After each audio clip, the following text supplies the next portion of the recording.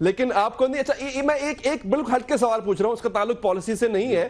کیا علامہ خادم حسین رضوی صاحب جو اپنا انداز بیان شعلہ بیانی ہے اس میں کچھ ایسے الفاظ بھی آ جاتے ہیں, وہ کنٹینیو رہے گا آگے بھی یا وہ رک جائے گا قبلہ؟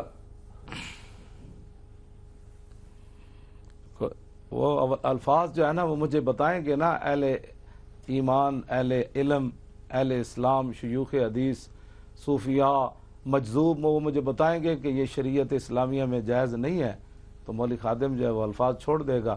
اب یہ تو نہیں نا جس کو کل واللہ نہ آتی ہو وہ مجھے دین سکھائے گا, یہ تو بات نہیں نا ہوگی. نہیں, وہ لوگ یہ کہتے ہیں نا کہ ممبر رسول کے کچھ آداب ہوتے ہیں. جلالی صاحب جو ہیں, اشرف جلالی صاحب, وہ بھی اگری کر چکے ہیں اس بات سے کہ ممبر رسول کے کچھ آداب ہوتے ہیں, اس پہ بیٹھ کے شاید ایسے الفاظ کا استعمال مناسب نہیں ہوتا.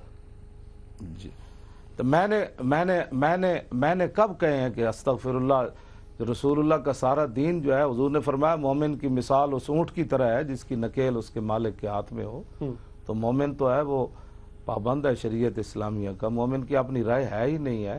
اگر شریعت اسلامیہ جو ہے وہ مجھے پابند کرے گی تو میں تو پابند ہوں, پہلے بھی اسی کا پابند ہوں. لوگ یہ سمجھتے ہیں کہ میں سخت باتیں کرتا ہوں, میں نے بہت ساری باتیں چھپائی ہوئی ہیں, اگر کوئی موقع ملا تو میں وہ ساری بیان کر دوں گا ٹی وی پر کسی پر. آپ یہی موقع ہے علامہ صاحب, میرا خیال ہے یہی موقع ہے. تمام لوگ, میں مسئلہ ناموس رسالت کا بیان کرتا ہوں. میں مسئلہ ناموس مجھے میں مسئلہ ناموس رسالت بیان کرتا ہوں.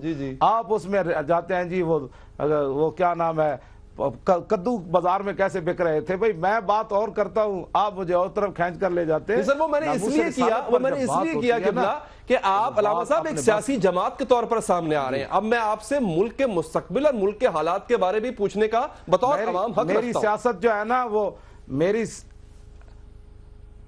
قبلہ بات یہ ہے کہ میری سیاست اسلام کے تابع ہے. میری سیاست جو ہے وہ مادر پدر آزاد نہیں ہے. ہاں, سیاست میں جو لوگ کہتے ہیں نا سب کچھ ہوتا ہے, میں کہتا ہوں یہ غلط ہے.